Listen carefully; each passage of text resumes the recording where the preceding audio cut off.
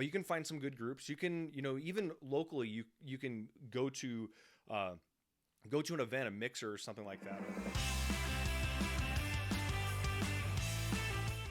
Welcome to my Epique Journey. This is Brandon DeVere. Thank you, as always, for tuning in and sharing your time with me. I really do appreciate that.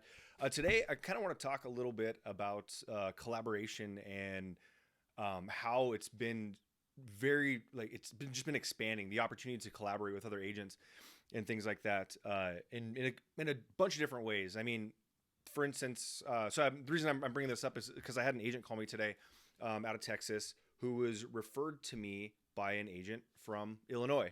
So as I talked about before, I had a 600 agent downline that was, throughout 35 states, 6 provinces, 8 countries total.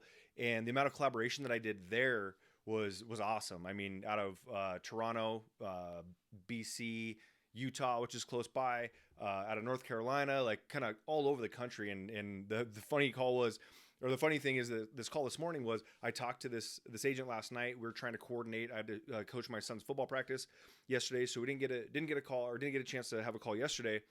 So I texted him and just said, hey, I'll be available 10:30 my time. And he called me at like 8:30. And so what's funny is that the toughest part that I've had about working in these kind of collaborative setups is that like remembering time zones and things like that. Like, I'll get an idea here. It's probably worse for people that I'm working with that are on like the East Coast and things like that, because I'll get an idea here. Like, my mind really starts to kick off. I'm recording this just before 3:00 in the afternoon, but my mind typically kicks off and starts firing later in the day. So I'll have ideas like 8, 9, 10 o'clock at night and be like, oh, I got to send this to this person. And so sometimes I end up sending them a message where it might be 8 o'clock here, but it's 10 o'clock there. And so I had to warn him that, hey, if that happens, I apologize. I try to keep it that way, or to keep it where I'm not, I try to be cognizant and remember that they might be in a different time zone.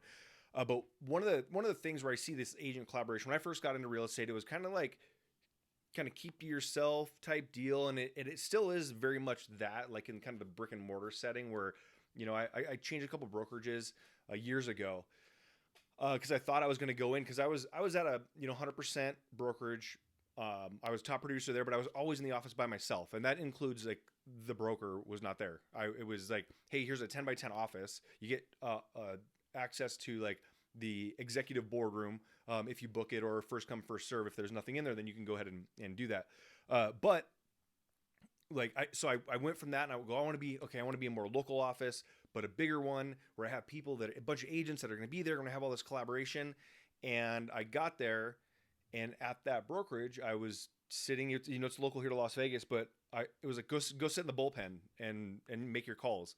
But it was like, no one was discussing any ideas or collaborating on anything at all. And so I lasted there for about 3 months because what I thought was going to happen absolutely did not.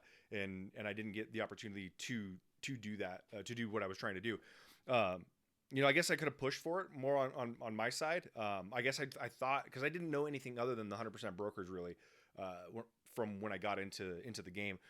So I didn't really have anything like that there, and then went for it and didn't have any there. So then I fast forward, I move to EXP, and I'm sitting here having conversations with people all over the country and other countries, talking about what's working well in your climate. And one of the things that's fun about it is, and it's not even just within these brokerages that you can do that. You look on Facebook, and there's hundreds of groups that you can meet people, or you can even just meet someone and collaborate that way as well.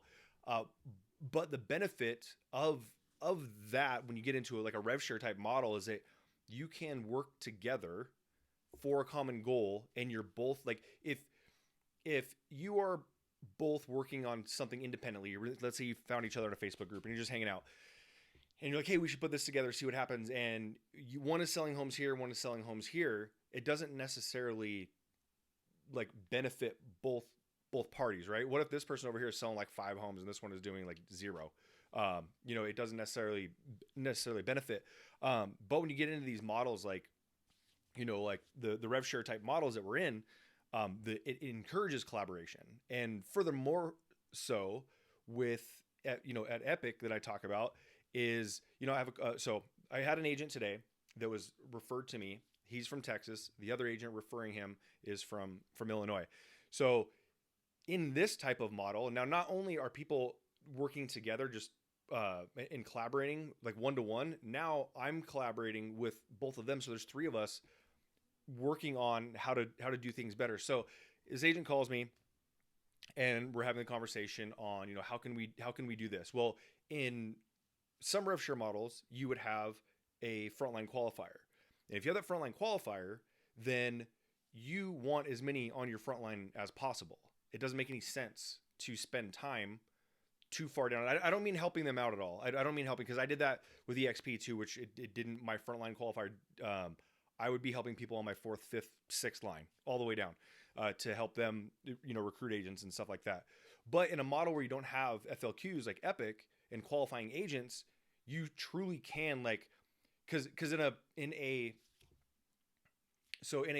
frontline qualifier model, if you are talking to someone, if you had an opportunity to talk to somebody on your front line or somebody on your third line, so for anybody who understands rev share models, and if you don't, I apologize. Sometimes they can get kind of confusing to talk about. But anyways, it is, someone closes a deal and a portion of the company dollar that gets paid to the company, you get as essentially a referral fee or an affiliate fee. That's kind of how I refer to it. But if you're talking to someone on your first level or somebody on your third level, potentially, in most models that are qualifying models, it wouldn't make a ton of sense for you to spend much time talking to people to your third level. Yes, it will build your overall organization, but it's not going to matter much if you aren't putting somebody in your front line. So now in a model like Epique, where you don't have that frontline qualifier, I was talking to someone who could potentially land on my second level, which I could spend as much time as possible talking to that person and saying, hey, this is something, we can work together in this way. This is something, and painting it out for them like perfectly. Like this is what to expect, and this is what we're willing to do, and things like that. But the collaboration just becomes even tighter and more more beneficial to everyone as you start working in these ways. Like, and I believe that to be true for all rev share businesses. I know rev share gives a bad name. I want to call it a pyramid, an MLM, fine, whatever you want to call it, doesn't matter. It doesn't bother me. I had people when I was at EXP go, oh, well, that's just a pyramid. Yeah, pretty much the same as if you're at a brick and mortar franchise or any other brokerage, right? You're going to have the agents down here who are, if they're paying a cap or if they're paying a split, it's going to go up to pay. So it just differentiates who's getting the money. And I understand why people have a bad taste in their mouth. And I've been on record saying this at EXP when I was in the world, and I was interviewed for that. I think we were at about 65,000 agents at the time, 65, 70, somewhere in there. And I said the best part about EXP or rev share opportunities in general is that anybody can recruit. The worst part is that anybody can recruit. And I still, to this day, I will have conversations, or I'll sit there and see on Facebook and want to go to EXP's defense because people are arguing without having any knowledge of it. I'm not at EXP anymore, and I'm still wanting to go to bat for them because I'm forever grateful for what EXP had done for me and the position they put me in to get to where I am now. But you get a lot of people that are bashing it without understanding it. And part of the reason, unfortunately, is that some of us agents, like for me, all the stuff that I learned, there was no training. There was nothing given to any of us, including myself. So it's a lot of, 600, I built a 600 agent downline through trial and error, trying to figure out how to do it. But the challenge when you have everybody with the ability to do that, they get excited about something, they go, and I will say it, word vomit. That's why I prefer now the things that I've learned was when I first started trying to recruit, I would do prescription before diagnosis. And I'm not in any way insinuating that I'm any type of doctor at all. I don't want any of that out there. But the point is that we typically we're so excited about something. We're going to go talk about this. We're going to talk about that, talk about this, and all these things that you find super exciting. Like what's exciting to you might not be exciting to somebody else. So my coach, Wayne Sutton, he told me, we were on a coaching call one time, and he told me, hey, before we get on our next call, give me 5 things that you love about EXP. So we get on the call, and I go, 5 things about EXP. Boom, boom, boom, write them down. He's like, what's number 1? I said, I love the fact that you can build a team anywhere. And he was like role playing with me, but he goes, you know what? I don't think I can even run a team here. How would I want to run a team all over the country? So I was like, okay, that's interesting. Like how somebody might take it. It was very exciting for me because when I first got in, I'll tell this story another time in full depth, but when I first got into EXP, I was at a spot where I wanted to build a brokerage and I wanted to build a team. And I realized that I was geographically limited by going with a traditional model. So that kind of opened up my eyes to that. And not everyone wants to build a team or start a brokerage, right? Or be a broker of an existing brokerage. So the next thing was, I was like, oh, well, we get stock options. That's awesome, right? And he said, well, yeah, you know what? I don't really trust myself in the stock. So in those 2 things, one is that somebody thinks they're running a traditional real estate team and they're going to have to do it, through multiple states and countries.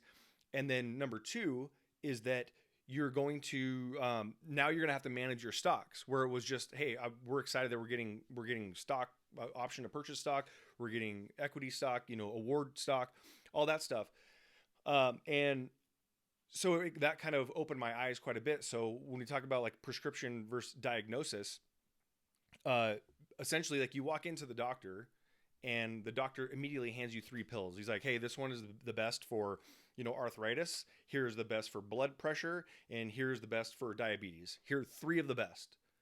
And the patient goes, oh, well, I stubbed my toe. I'm just curious to see if it's broken or not. Now, while all 3 of those are amazing pills, it's not the right prescription for the diagnosis. So I spent a lot of time, as do other agents, just saying how great our brokerage is without ever finding out what they may need. So that's how I kind of switched that. And again, coming back to collaboration, that's you learn that thing by hearing other stories and things like that. I believe that, whether or not you are in a rev share type model or brick and mortar type model, the older models, like collaboration is key. And it's, I'll tell one more quick story about an agent friend of mine when he first started. So he went into a smaller town. He started in 2009. So he went into a town of about 85,000 agents, or not agents, a population about 80, I'll say 80. And that is counting all like the main city and all the surrounding areas, because the city itself is probably about 60, 65. So he went into this, he started his own brokerage after being an agent for about a year or 2. And then I think it was 2 years. And then he went in and started his own brokerage. Well, this is kind of an old school town. So all the older brokers were just typically like SOI and repeat business, referrals, things like that. Well, what was he going to do? He was a brand new broker in this town of like the old guard that is like, wanting to keep it the old way. And he started learning, going to coaching events, going to or all types of events, hiring coaches, doing all this stuff and finding out what people were succeeding in other parts of the country. And then he brought it back. And he did this one where it was, I'll sell, if I don't sell your home, I'll buy it. And he got reported to the association. Like he was reported, like, you can't do that. You can't do that. You can't do that. Well, they had never seen it before. They just said, hey, this is what we've always done. We'll keep doing this. And my friend said, well, no, I mean, these guys are running this over here. They sold 500 homes. I'll just do that. Now, to follow up on that, where he's at now, and he continues to collaborate and continues to see what other people are doing, shifting and turning and all that stuff. Their team did over 600 transactions last year in a town of, like I said, 60 to 80,000 people. And he has 20% market share in that area. So That's the power of collaboration. I mean, even if you're not doing it within a rev share model, or go on Facebook, find these groups, go ask questions in there. Right now, it's filled with a bunch of anonymous stuff. Kind of not terribly happy that Facebook allows that anonymous stuff, because now it's kind of a lot of like gibberish and nonsense that goes on in there sometimes, and some clickbaity things like that. But you can find some good groups. You can, even locally, you can go to an event, a mixer or something like that, or try and go to an event, like try to go to like a conference, even if it's maybe in Vegas. I'm very spoiled because I can go to conferences like every other week basically. A lot of people have their conference here, so that works out. But if you are just wanting to learn and collaborate, I mean, that's where I've learned so much more than any book or article that I've read about pretty much anything, is learning about people, and also finding your people. Because once you find your people, again, I just sent I was talking to another agent in Texas, which is actually with our company already, but we were collaborating on some stuff as well. And I know it's kind of a buzzword, I get it, the collaboration and things talking, or people talking about that, but it is huge, and it's a very, very easy way to learn, and very easy way to create relationships and stay connected, and even build yourself some referral partners that might send to your area. Maybe you live in a secondary home market, a ski town or something, something by the lake or something like that. That has a lot of people coming in from other areas that are buying second homes, or even relocation, like military, things like that. But anyways, that's all I've got for today. All I wanted to do was say, get out there, collaborate, meet other agents, make great relationships, and continue to build your business, and more importantly, just your knowledge across the spectrum. So, all right, I'll see you guys later. Have a great one.